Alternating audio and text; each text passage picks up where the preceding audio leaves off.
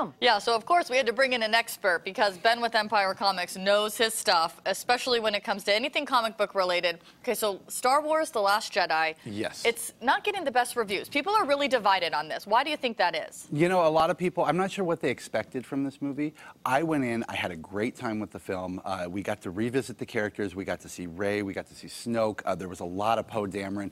It was a really fun movie. I think it should be seen in the big screen. Okay. And I think that people, once they rewatch it again, they're going to be a little kinder. I think that far too many people had expectations, and there was a lot of rumors going around about what was going to happen, and when those were thrown out of the water. Well, people were saying that they felt like this was a movie that just was kind of carrying the storyline to get to the next movie, that maybe the storyline was a little jarring this time around. You know, I think there could have been some of that because there is a lot of transition, because you know that Luke and Leia aren't going to be around forever.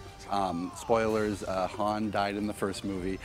So I think it's a transition movie in the fact that we need to now get people over the fact that those characters they grew up with aren't going to be there forever, and there's a whole new cast of Star Wars characters that they need to get invested in because it's now their story, it's not Luke Skywalker. That makes sense. Now we're seeing a trailer, and remember those little guys? The porgs. The porgs. Yes. Okay, people were like, are they going to be annoying or are we going to love them? How'd you feel about them? I liked them. You did? I did like them. I thought they were cute. They used them very sparingly. Okay, that's good. But they used them in a way, well, I don't want to give anything away. I'm not going to say anything. Okay, good.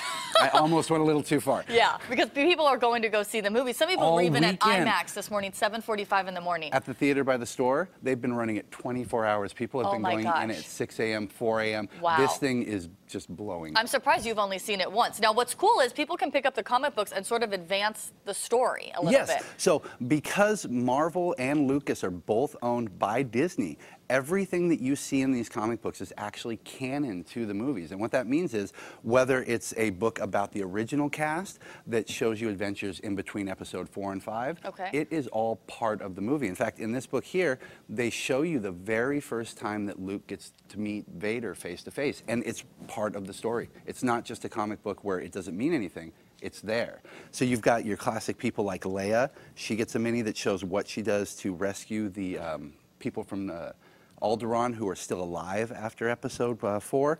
You get Lando. You get to see him as kind of a swarmy smuggler. This is actually my favorite book out of all of them. And you can sort of see for the next film, possibly, if you pick up some of these comics, maybe what direction they're going to be going in for the next movie. Does the next movie have a name yet? Not that I know of. Okay. No, they like to keep that hidden until they do the trailer. Okay, got it. All right, so Last Jedi is showing right now. You going to go see it again? Oh, I'm most definitely going to go see it again. Okay, I'll probably see it at least twice.